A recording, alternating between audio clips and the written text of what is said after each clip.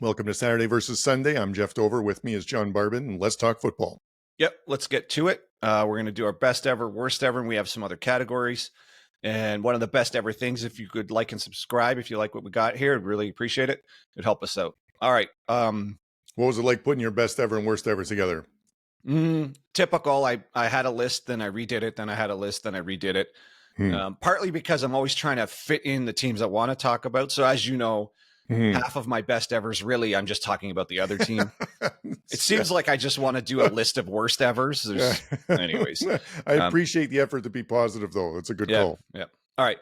So working backwards from 3 to 1 best ever, my number 3 best ever thing this weekend was rookie QBs showing up. Yep. So Bo Nix, Jayden Daniels, Caleb Williams all showed up big time.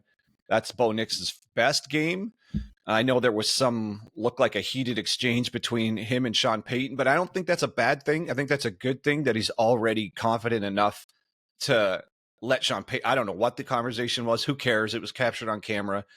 But that's good. That's good that he's got his opinion on what's going on there. He seemed to know what's going on.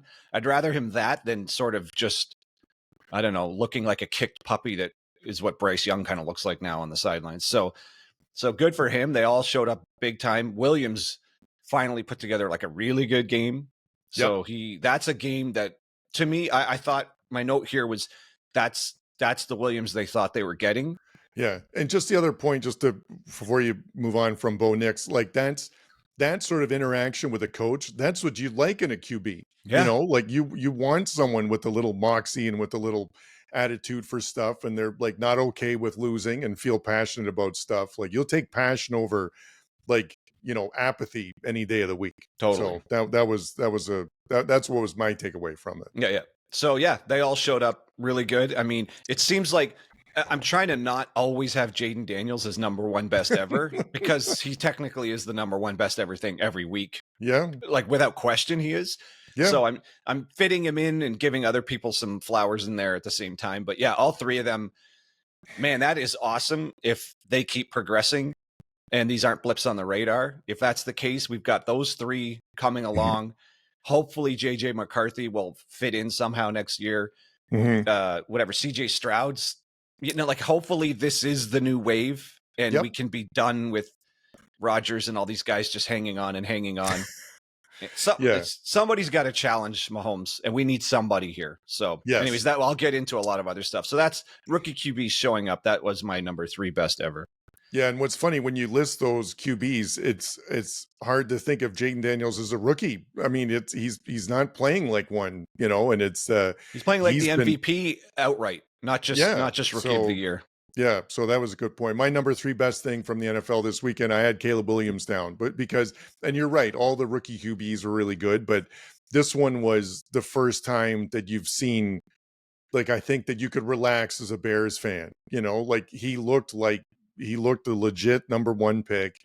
It's coming together. It hasn't taken that long. It just feels like it's taken a long time compared to Jayden Daniels, but it's it's normal to have a first whole season of not great, this is sort of, we're 5-6 games in now. So he looked good. It's 20 for 29 with 304 yards. That is top tier quarterback play, and you're getting it from your number 1 pick. And they've always had a great team, and they just couldn't really put the quarterbacks together. So there's good on them for a good thing, good sign for things to come. Yeah, Tyson, is it good enough? Is he? Tyson's our buddy who's a big time Bears fan, but he threw a couple awesome longer shots, like that one end zone shot.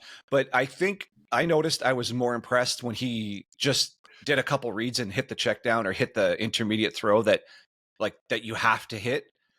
And I was like, oh, he actually is figuring that part out. He always could throw the bomb if it was there, but is he processing and actually running the offense instead of just scrambling and just looking for something downfield? So this was the first game where I thought, oh man, he's settling in. He's already sorting it out and figuring out to run the offense with the timing it's supposed to be run at versus him just out athleticing people.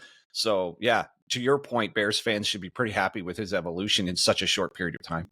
Well, and it was a complete game, that's what sort of sometimes you see that with teams that separate themselves from the upper layer is consistency, like in putting away teams you're supposed to. So Carolina is not a great team, and they handled them, which is, not every NFL team did that this weekend. So Yeah, no. All right, so my number 2 best ever is the Houston Texans, with a qualifier of, is this our only hope in the AFC to challenge the Chiefs?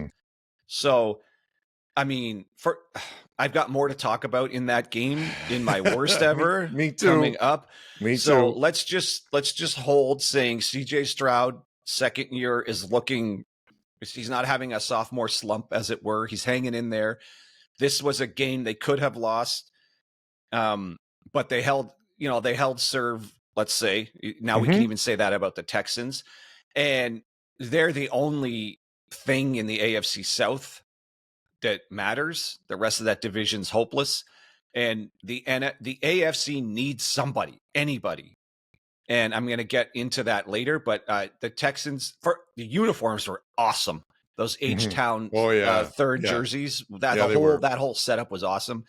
And they're just, I mean, Nico Collins, Stroud has a cannon for an arm. I don't know if people talk about it or if I just don't notice them talking about it, but he's got it all. Like he just has it all. One of that long passes early in the game, was on point, and he hit him in stride, and that was not a close, the ball was exactly where it needed to be. No, and you're right about Houston. Like they're in a terrible division too. Tennessee's 1-3, Jacksonville's 1-4. So 1-4 seems like a commanding lead. 4-1. 4-1, sorry, is a commanding lead in that division. So like it's and that, like you said, we want to have someone to go against Kansas City later. So right now it feels like it wasn't the smoothest of games. It wasn't the easiest watch, but that's a good team ends up on the winning end of those ugly looking games too. Exactly. No, that's a good point. That's a good point. So yeah, no, that was a good one. All right, what do you got for number 2? My number 2 best thing I saw in the NFL this weekend is Minnesota hanging on to 5-0. They're an undefeated team. That was the Jets they needed that win, and you could tell because Rodgers threw a bunch of times, like more than the NFL QBs normally do. And he threw a bunch of times to the wrong team. Three times, yeah. And so it's hang on, how about this, Rodgers? You're not on your Minnesota stop yet as a former Green Bay QB. You're still with the Jets. Figure it out. So you got to throw it to the green team, and then in a couple years you can throw it to the purple team. Well, and the other thing too, which because we've given a lot of flowers to Sam Darnold, as sort of a second coming, of his career and stuff, and he did not have a good game. He struggled in this one. He was 14 for 31 with an interception, sacked 4 times. But listen, it's a team game. That's why there's 3 phases: there's defense, offense, special teams.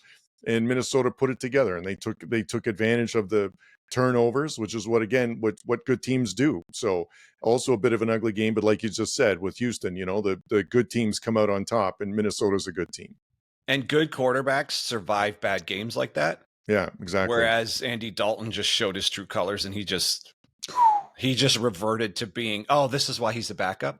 Because his first couple of games in, it's like, why is this guy on the bench? And today he showed why he's just a backup, and he ends up getting benched. So, but Darnold, that was my note on Darnold's performance. Like, he got it out on a clunker and still won. Against a Hall of Fame QB. Yeah. That's what you need to do. Yeah, in a clunker game like that, you think the Super Bowl winning multiple MVP quarterback's the one who pulls out the clunker game, but no, it was Darnold who pulled out the clunker game. So that's really good for Minnesota. If he doesn't need to be 300 yards, 3 touchdowns to win the game, he can kind of get through an ugly one and still win. So that's a really good sign for Minnesota. Yeah, very true. Yeah. All right. So my number 1 best ever, Louise, looking at you, Giants, they get the t-shirt, right? Okay. So just the win. First of all, Seattle's crowd is awesome. It always sounds like a playoff game there. It doesn't matter who's there. It's just that crowd gets into it. That's one of the best for sure. It presents so good on TV. They're always into it. And best game of Daniel Jones's maybe career, spreading the ball all over the place with no Malik Neighbors. and he showed up big time. I don't know if the Giants fans are like, oh no, like just don't play well. Like, let's move on, because he played well. Like he did. he's like saving Joe Shane's career with a performance like that. Like he really showed up. And the best part of this game was they overcame a 100-yard fumble 6 on the goal line, and they still won. When that happened, I just thought, okay, so this game's over. Like, who recovers from that? Like, that's a 14-point swing and a gut punch. Like, that's just such a big thing to overcome. And they did against what looked like a pretty good team in their stadium. So that's a massive win for the Giants. I mean, I'm assuming the Giants fans sense that, but people who didn't get eyes on this game, because on paper, you're like, I'm not watching that game. That was a huge performance for the Giants. And to me, that's one of those teams that the NFL is better when they're good. So, and maybe that's just nostalgia. I remember the Lawrence Taylor days. So to me, this team is supposed to be good. But what a performance. No one overcame something that bad this week, like right out of the gates like that. Like that was the best. I don't know if you want to call it a come from behind, but overcoming an awful situation. Yes, they were down 7-0 at the beginning of the game, and they were up 10 in the fourth quarter, and Seattle had a field goal chance to tie it, but no, and they held Seattle to 333 yards, and Seattle's 3-0 start feels like a long time ago now, all of a sudden. Yeah. Now that they're 3-2. And the other last thing I'll just say about the game, I echo everything that you said. It's the best Daniels has looked. It's they dominated time of possession. There's 37 minutes to 22, so it's that was another complete win, and it's scary it's just disappointing for a Giants fan to not see this more consistently, because it seems like the talent is there. But this is the game you don't think they can do without Neighbors and without Barkley. Yeah, that's a great point about Barkley too, because the Tyrone Tracy Jr. had 18 carries for 129 yards with 7 average, which is fantastic. If they're going to perform like that, you're not going to miss Barkley at all. No. So no, and Daniel Jones sneaky good rushing too in the game too, is 11 for 38. So they always say he's a good athlete. He kind of looks a little bit awkward running, but he gets the job done. Also, he's so big, like he's going to fall forward most times. He doesn't get pushed back at first contact. All right, best thing that I saw in the NFL this weekend, I tell you, there was a couple things that I had, going into the weekend. I was really looking for the Buffalo-Houston game. That wasn't it. I was looking for the Dallas-Pittsburgh game. That surely wasn't it. And so the best thing that I saw this weekend was the Thursday night game was Tampa at Atlanta. Like that was a great game, and hats off to Kirk Cousins. We've done this back and forth now where he's had a bad game and we think that Penix should be in there, and then he has a great game. And then we're like, well, maybe he'll just keep going. But when you pass for over 500 yards, in an NFL where scoring doesn't happen that much, that's pretty big time. And so the hats off to them for doing that and winning that game in overtime. There was a lot of injuries in that game too. There was a lot of different personnel in there, a lot of it feels like they changed a lot of stuff on the fly. And so for them to hang on to that one, that was big. Yeah, I still don't know what to make of Atlanta. They are my must watch because I'm always gunning for the Penix controversy. I think Cousins have obviously put some distance between him and any chance of Penix going in with that kind of performance. And I as I'm watching that game, I have this funny category later on here. Maybe, I'll jump into it now because that game leads me into this. It's called the How Did You Lose category, based on the stat lines of the losing quarterback. Yeah. So Baker Mayfield went 19 for 24, 180 yards, 3 TDs, no picks. That's the stat line of the winning quarterback in any game. Right. But not when the other guy throws for 500 yards and sets a record. And they had that game. There was a critical fumble. It was the fumble when they had the ball with about 2 minutes and 30 seconds left. And he knew it too. I'm blanking on the player's name, the running back from Oregon, Bucky Irvin. And he knew it. Obviously they're hanging their head, but the game was over then, even though Atlanta had still had to drive the field and all of that stuff. It was just so obvious, like that was the back-breaking play because they were going to burn the clock and end the game. So the Falcons keep doing this, like winning improbable games at the end of the game. So I still maintain there's some smoke and mirrors going here, but Cousins is always good for a big time game like this, at least once a year. Mm-hmm. But also in my how did you lose category, Mm-hmm. Joe Burrow. Last thing I'll say about that, just before we move on, is Yeah, that yeah. Atlanta and Tampa both 3-2 in the same conference. So those conference wins are extra big too. So Yeah. Oh, well, same division. Yeah, that's what I meant. Sorry, yeah. Same division. Yeah. So Joe Burrow, 30 for 39, 392, 5 TDs and a pick. This is Joe Burrow. This is the Joe Burrow that can beat Patrick Mahomes, but not with that defense. No. It's pathetic. It's pathetic how bad that defense is. And then also Joe Flacco, 33 for 44, 359, 3 TDs, no picks. That's the stat line of a winning quarterback. Mm-hmm. But somehow that didn't win them the game either. So and good for Flacco.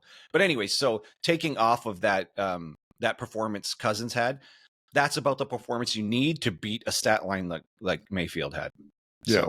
No, those are good points. Those are it gets overshadowed that performance when it's in a losing effort. So this is too bad. Yeah. All right. So moving on to worst ever. A lot to choose from this week. Oh boy, this list could have been 12 things long, and that's why I'm doubling up in some of the sections. Oh, we got an A versus B too, and some of these? Not even. We just have like a list within a list. So Sure. my third worst ever is the AFC East and South. Okay. Between the two of them, all you've got is one team that looks like they're going to make any hay in the playoffs. The Bills, just what are you doing?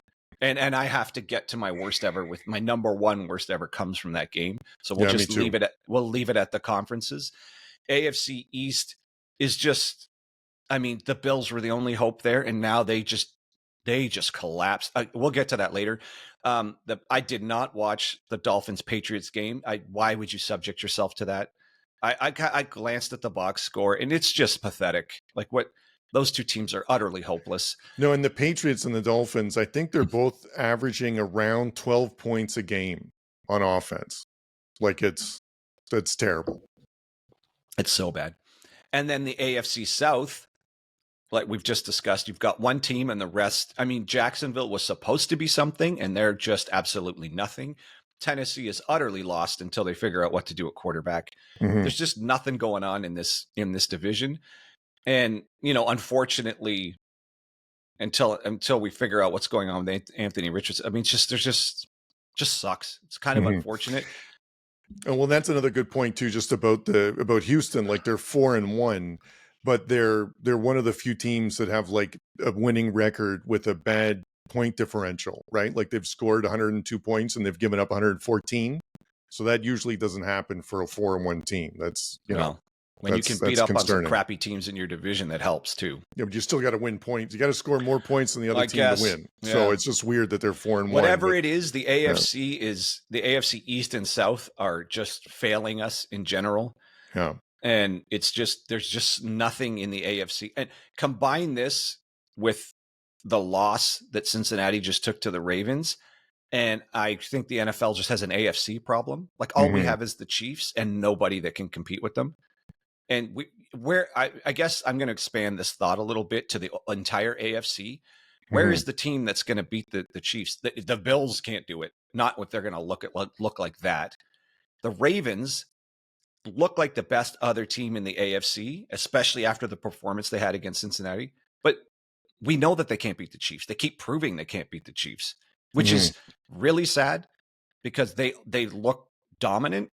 But they looked dominant last year, and it was hopeless in the playoffs, and they lost again in the regular season. And now they've essentially eliminated Cincinnati with that win. So we're down to the Chiefs are just going to kick everyone's ass again. I don't know. It's I'm just sad for the AFC seeming like a foregone conclusion already, but maybe I'm just getting way ahead of myself. No, it's as a fan, you're sort of holding on to hope and what you look for. Like I want to see a good playoffs, and it feels like we're headed that way where it's KC and everybody else, which is disappointing. Especially in a league that promotes parity. There's no parity. No. Not in the AFC anyways. So anyway, what do you got? All right. So my number 3 worst thing that I saw this weekend was Aaron Rodgers' performance. You know, like this is everyone's been, New York Jet fans have been waiting for this, you know, for a long time. Just that they've had a really good defense, just need a competent quarterback, you know, to put it together. And they could not run the ball, which forced them to have to throw it over 50 times, which you're not going to win an NFL game if that's what has to happen. He was 29 of 54 with 3 interceptions and 3 sacks. So if you think about it, that's almost like 6 drives that you're killing, you know, with a performance like that. And that's just something you can't do. So it's they held Minnesota to 253 yards, you know. So like there was definitely a scenario where they win this game, and it's just disappointing to see like this is how bad it is. I'm starting to realize, or at least my suspicion here is Rodgers' mobility throughout his career was a major asset, and he doesn't have it. And he kind of looks like he just would prefer not to endure any contact at all. Yeah. And he goes down a little easier. He's obviously still shifty in the pocket, like he can find spots just in a little phone booth. But in general, he's starting to look like Matt Ryan at the end, where you just brush past him and he immediately drops to the ground. Like you can tell he just doesn't want to get hit anymore. Yeah. And it's in a league where you've got Lamar Jackson and Jayden Daniels extending plays for like 12 seconds and just watching like Lamar Jackson's not big. Cincinnati Bengals guys could not put a finger on him. And when they did, he just stiff armed them to the ground. Like it was just unbelievable. Like no one can bring that guy to the ground, and he could just buy as much time as he feels like it. Yeah. Like even Purdy's doing that, and he's not as fast as Jackson, but watching him not have that anymore, like that escapability, I don't think they have what they think they have or thought they had. Yeah. And then watching Cousins throw for 500 yards, both of them coming off the same injury. And Cousins never had that escapability. It was never part of his game. So I think this was a good contrast between the two old guys coming back from the same injury. And Cousins looks like he's got basically all of what he had. And Rodgers is missing something. And his ceiling was obviously way higher than Cousins. But now whatever he's missing, it looks bad. It looks like you're just not getting what you thought you were getting. Well, that's a good comparison actually between, you know, like if you were moving QBs at the beginning of the season, and if you say like, who would you rather have, like the team around you, like the Jets or the Falcons? I think almost everyone would have picked the Jets. Like it's the Falcons might have had a couple more pieces on offense, but they're not like it's not as any better than what the Jets have, you know. So it's really striking that QB comparison with one's doing so much better than the other. Well, to your point, I think it's more than a couple more pieces on offense. I think the Jets' lack of talent on the perimeter is showing. Right. But at the beginning of the season, if you had to, you know, rank who had better talent on the outside, like the Jets or Falcons, like I don't think it would have been a tie. I don't think it would have been like Falcons have significantly better pieces. Like it, you know. Overall, you would take the Jets because the defense was assumed to be that much better. True. And the running game was assumed to be that much better. So and then plug Rodgers in and he can elevate whoever the receivers are. Yeah. That's not happening. No, it's not happening. All right. So my number 2 worst ever, the Jaguars' fourth quarter defense gave up 24 points and tried their hardest to lose that game. And that isn't Mahomes on the other side of the field. That's Joe Flacco. And he shredded them, shredded them. So that team is, wow, have they fallen off. A couple of years ago, after that big win in the playoffs, the big come from behind win, a lot of people were picking them to go 13 and whatever, 3 or however many games they have, 13-4. And they're just falling apart. This team is awful. Yeah. Like I know Lawrence put in a decent performance this time around, but that is terrible. That is 24 points. And half the NFL teams can't generate 20 points in the whole game. They give up 24 in the fourth quarter. To a guy who's 147 years old. Yeah. This team's terrible. Like, they won, but they're hopeless. That is a hopeless team. Yeah, that's the part that's hard. Like they won, you know, so you want to be positive about that. But they're 1-4 and they beat a team that was not that good with a backup quarterback in, and they should have lost, you know, like they gave everything back to them, you know, like like you said, in the fourth quarter. So like they won, but man, that is about as bad as a win can feel, you know. It's like, and which is really saying something. So Yeah, and that just sticks with our theme. They were supposed to be one of these up-and-comers in the Yeah. AFC, and they sure aren't. Well, I don't mind losing a competitive game, but it's that when it's something like that, like where it really felt like a collapse, and the only reason why they won that game is because they ran out of time, so it's right. And good teams close games out. They don't yes, hang on for dear life. Yeah. Right, exactly. Okay, so my number 2 worst thing I saw this weekend, I was really excited going in this weekend. I was looking forward to this, was the Pittsburgh Dallas game. And that to me was almost unwatchable. There was no touchdowns, I believe, let me check our stats team here. I don't think there was any touchdowns the first half. And it was just a slog like the whole time. And it should have been better. It should have been a better watch than it was. So it was just disappointing to see that. It was a big delay. I thought that it was there was no touchdowns the first half. The first one was in the third quarter. And it was Pittsburgh. They've got a great defense, but you can't just keep, that was the other thing that was disappointing. Pittsburgh has a good defense, but Dallas could not really run the ball, and they knew that, and they still couldn't stop them from passing. And I expected more from Pittsburgh. I expected Pittsburgh to look better, and Dallas didn't exactly look good in the win. So it's just a disappointing game. Just for me. Ugly on both sides. Yeah. The Pittsburgh one-dimensional teams, no matter how good that one half is, it will always catch up with you. You will eventually break. You're not the 85 Bears, and you're not the whatever 2000 Ravens or whichever. Yeah. I mean, that's so rare. It's so rare for a one-dimensional team to be that good the whole way through. Yes, it happens once, every 30 years, whatever I just quoted there. It's just not, you're not that. You're not it. You're not that team. No. And I'm starting to appreciate Fields a bit more here. He's playing a little bit better. He throws a couple YOLO balls, but I guess if it's to Pickens, he's like, he's probably going to beat the guy, so let's try anyways. So I appreciate his. I guess he's looking like he's evolving a little bit here. Does he ever absorb contact. He's got to not do that, but he's durable. I remember after he laid into somebody and popped the guy. I think the guy still stopped him from getting the first down, but I was saying to Dean, I'm like, Richardson would get concussed there. Tua, that would end Tua's life if he absorbed contact the way Fields can. And Fields just moves along. So he's clearly durable. He's clearly a physical specimen. Even though Richardson is also a physical specimen, he doesn't seem to be able to handle a big hit the way Fields can. No, for sure. So no, and you're right about Fields. What I thought the positive thing out of that is how they're using him. Like they had a few more design runs, a couple of get it out of his hands quick type situation.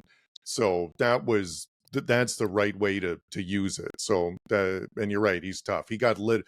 Fields took a big hit, and he was off, and they did the concussion check, but then came right back. So that was, like you said, it's a couple different players. That wouldn't have been the case. Oh, that would have ended the night for a bunch of guys. Yeah. But yeah, you're right. I mean, besides that one play at the end where the linebacker came flying over and popped the ball loose, which I was going to have as the play of the week until they lost. And then it turned into, man, you wasted an amazing play. Yeah.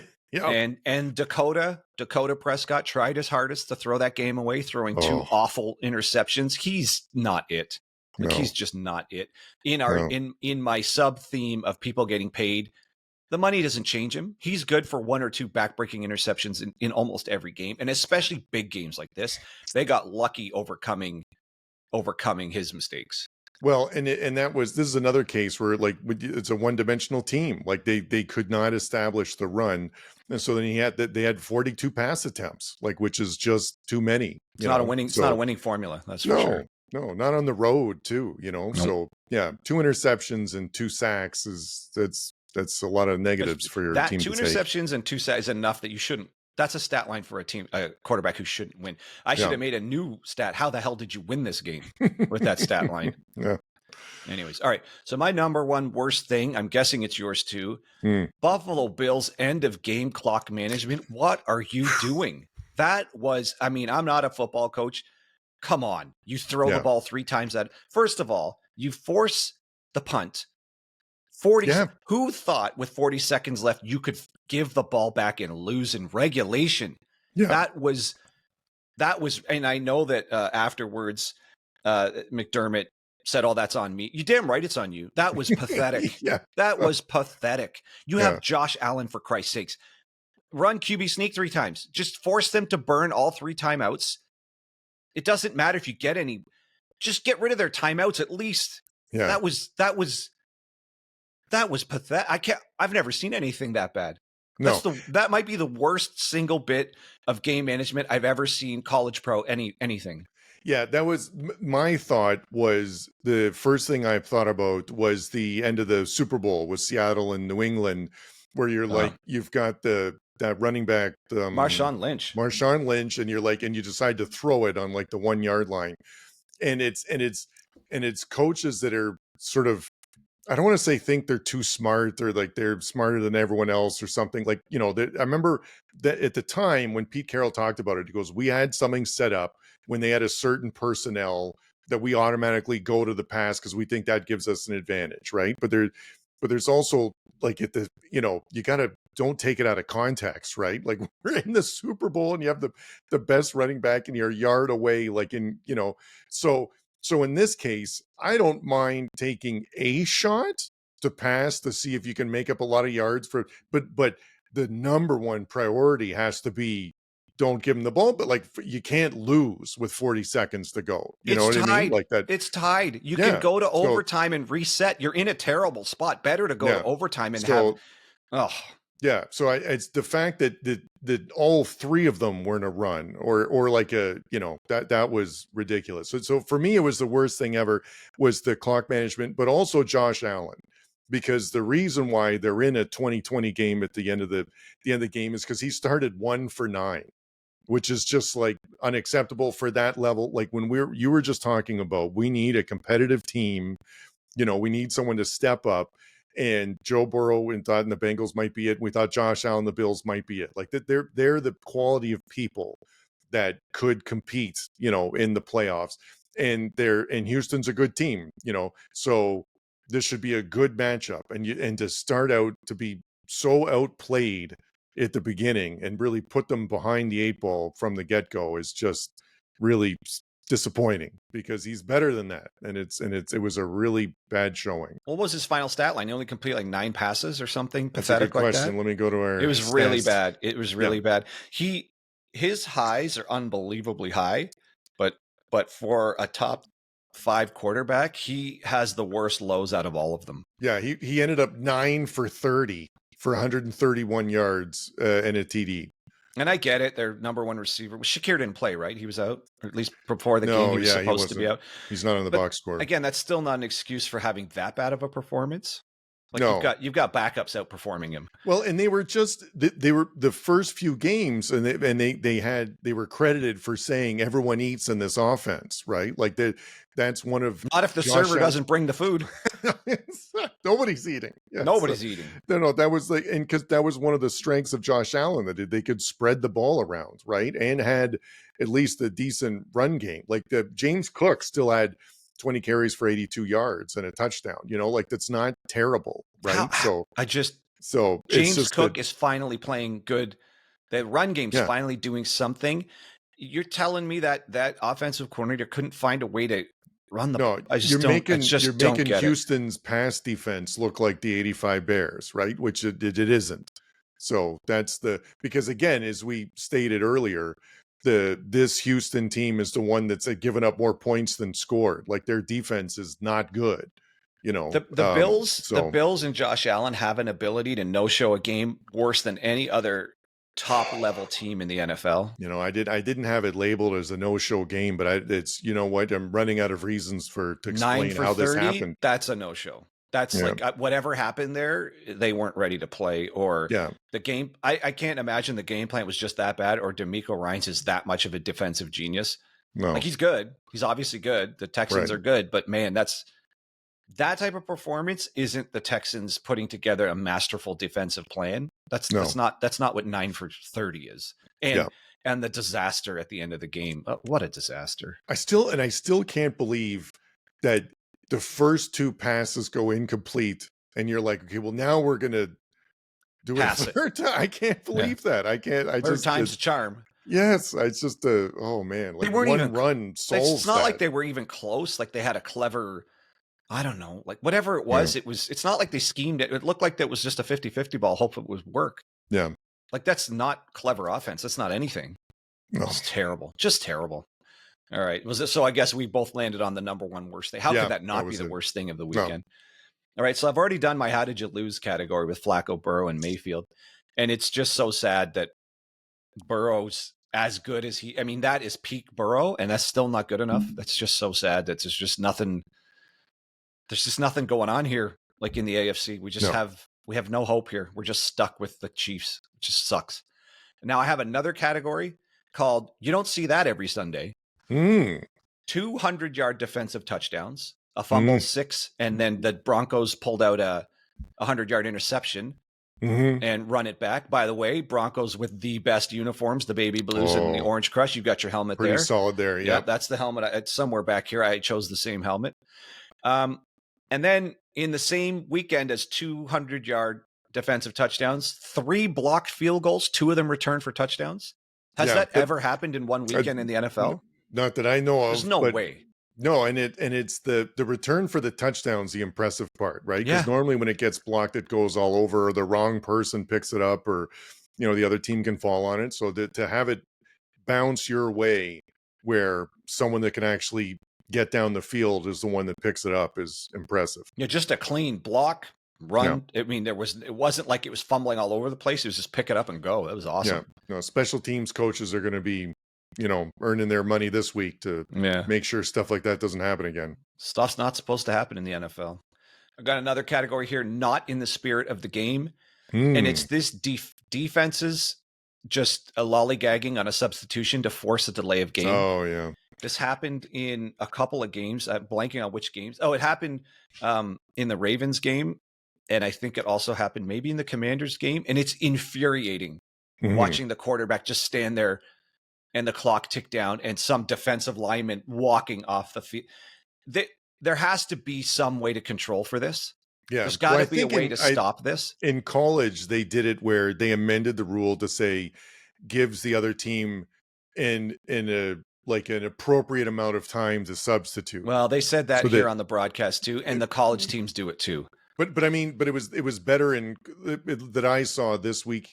It was better in college. Like people were hustling, and there was no blatantly obvious have to take a timeout stuff. They did it. I think they did it to the Ravens did it to the Cincinnati while they were on like the 5-yard line going in for a score. No. Now I think Burrow still got somebody on a touchdown pass anyways, but you can really affect the balance of the game if it's in the red zone. It's almost like the advantage goes to the defense now, because if the offense dares to switch personnel, the defense is like, perfect. They're taking a delay or burning a timeout. Yep. And it's so blatantly obvious. This is just as bad as in college where they just tell a kid to go down and fake an injury. Exactly. Again, not in the spirit of the game. I get it. But again, just teaching people win at all costs, essentially cheat, just cheat. Yes. Right. Yep. So that's just get that shit out of the game. Like just play the game. All right. Oh, you want to move on to Flowers? That's all I got left. Yeah, go ahead. All right. Xavier McKinney, 5th interception in 5 games. I mean, this is put the NFC on alert if the Green Bay Packers have a good secondary. I mean, that's going to complete this team now. And they're the youngest team. They needed it. They needed it on Sunday too, because Jordan Love struggled a little bit and threw one of the worst interceptions I've ever seen. So they definitely was going to be my number one worst ever until the Bills did what they did. Yeah, no, because that was like he's not that young. Okay, like you can't be making those throws still. Well, I had a note on that. Let's talk about that for a second in the middle of our Flowers section. So good for him for winning the game. That's why I didn't get the worst ever for that ridiculous interception, because they did end up winning. But if they lost, that was going to be my number one worst thing. What all of this nonsense about, the guy sits behind the other guy and he learns. What has Jordan Love learned? He's still doing ridiculously stupid stuff like that when you would think he's the more mature guy. To your point, he's been around for a while. He sat behind a Hall of Famer. He did he did it the right way and all of this nonsense. And he's still making plays. Like I haven't seen any of these rookies make a play that's stupid. Yeah, So no, exactly. so it just sort of undoes this argument that if you sit behind a guy, you learn and you know how to play the game right. No, that was the worst play. You couldn't have come up with a worse play at that moment. Yeah, I'd love to know what was going on in his brain when you're getting bumped like out of bounds in the end zone and you're like, I know I can't take a sack, but all you have to do is like you just throw it out of bounds. Like I No, don't he can't. He's understand it. trying to throw it out of bounds, and I he know, but can't generate any force as he's fall. What you do it's crazy. there, you take the safety and you move Yeah, on. yeah, that's true. What it is overconfidence. Yeah, I It's guess like, so. oh, I Yeah, can get this out of bounds. Like, no, you can't. Nobody can get this out of bounds falling down like that. yeah. All right, Anyways. finish up your flowers. Joe Burrow. That performance was amazing. He's got to get his flowers. He's all the way back. His team sucks. And And Jamar Chase is amazing. Like he's outstanding. Looks like he's running amok sometimes. And to Burrow's credit, he blasted his team. He's like, we're just not a championship team. Yeah, we're not playing, and they're not. He's playing like he could win it all. They are. No, true. And that defense, get out of here and move. So, and based on that, Lamar Jackson, awesome, 348, 4 TDs. You can't get your hands on this guy. No, it was unbelievable watching him buy time. I have this thought. Now, go with me on this one. I don't know if this is right or not. This is the most I've ever seen NFL defenses not be able to get a quarterback to the ground. So either the quarterback position has evolved so much that the stand in the pocket Joe Montana, Jim Kelly, Troy Aikman thing is a thing of the past, and I'm just used to that. Like Phil Simms winning Super Bowls, these guys just stand there. Tom Brady can't scramble away from anybody. And now, like Lamar Jackson was stiff-arming defensive linemen to the ground. And I have this thought, and I could be totally wrong, but has the league leaned in so heavily to protecting the quarterbacks that it's affected guys' ability to just track down and hit a quarterback to the point where they kind of have lost their ability to tackle just the quarterback specifically, because you don't see any other player. You don't see defenses have this much trouble bringing a running back, a receiver, anybody else to the ground. But as soon as a running back quarterback is scrambling around, it looks like it's next to impossible for the first, second, or even third man to bring him down. Now, obviously, we're talking about guys who have some running ability, but it's not like these guys can run any better than a starting NFL running back.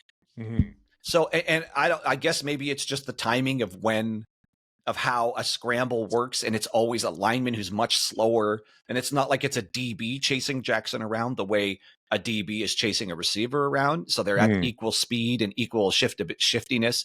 So maybe it's just a side effect of Jayden Daniels and Lamar Jackson and these type of really mobile guys. Well, they either have a defensive lineman who gets free and is chasing them, or maybe a linebacker, and they're clearly faster and shiftier than those category of players. So maybe it's just reasonable they can't get their hands on them. And the NFL has evolved to the mobile QB. Whatever it is, it's like these guys cannot be tackled by the first or second guy. It's almost inevitable you can't get your hands on them. Purdy was running circles around guys, and that's Purdy. I guess he's a lot more mobile than people think. He's starting to look like Purdy from Iowa State, but it's just unbelievable. These guys can just do whatever they want back there. And I just, maybe I'm just projecting it. It's something to do with how much they're protecting the quarterbacks. And it's not that at all. It's just these guys are that shifty. And if you go at him, he's just going to juke you once and you've just run yourself out of the play. I don't know. It's just, it seems like it's a combination of stuff. I think you hit on a few things there. I think that in general, the quarterbacks are more athletic than they used to be. Like you had good examples there with like Jim Kelly or Dan Marino, like stood in the pocket and threw it, or Peyton Manning even, and they're not like that anymore. Like they're more athletic and they can move better, I think, than they ever have before.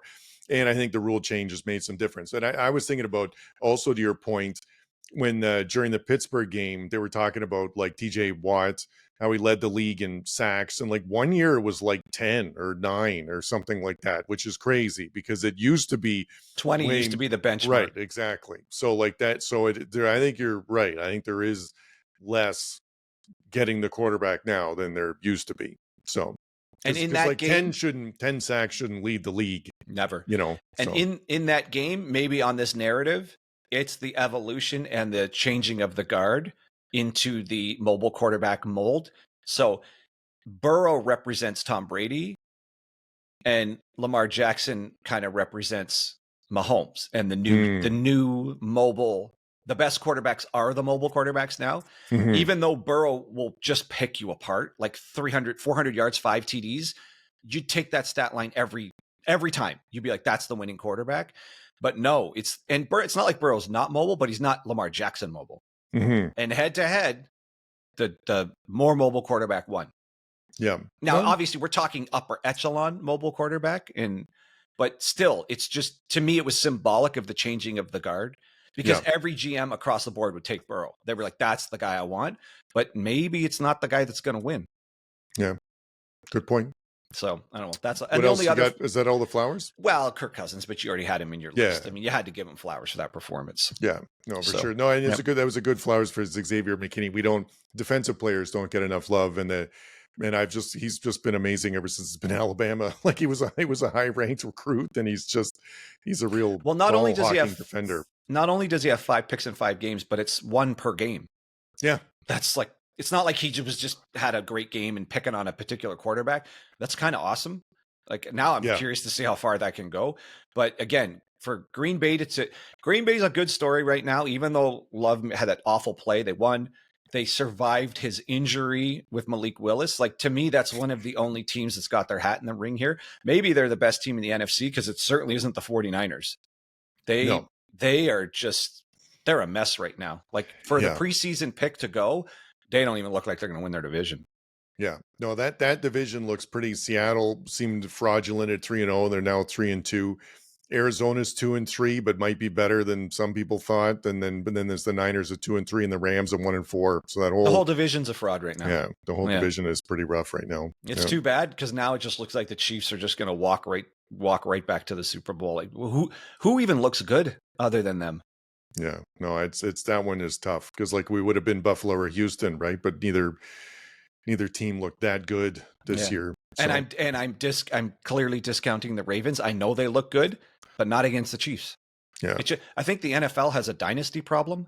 I can riff on this for 2 minutes. It really just looks like it's the Chiefs and everybody else, and the one team we thought could challenge them just keeps losing to them. And then now the NFC just looks mediocre. So it's just I mean, the Vikings look good, but really, you're going to pick Darnold and the Vikings over the Chiefs? So I don't know. The parity in the league, it's parity of all the underlings, not anybody remotely. Exactly. It's the Chiefs and then a bunch of parity of mediocrity. Right. It's not a bunch of good teams with parity. So that's a good point. No, the NFL needs to pick up its socks here. And as far as which league won the week, college. Yeah, for college. Sure. Well, college was a crazy week, and it was crazy week. Yeah, and in just really dynamic games, which is something that this is very rare in college. I have an unwatchable game, but it seems like that does happen semi-regularly. Half the NFL games are unwatchable. I know. Yeah. Anyways, all right. Well, that's our review of NFL Week 5, and stick around for our preview of next week, and hopefully we'll get a couple better performances next week. We'll see you later.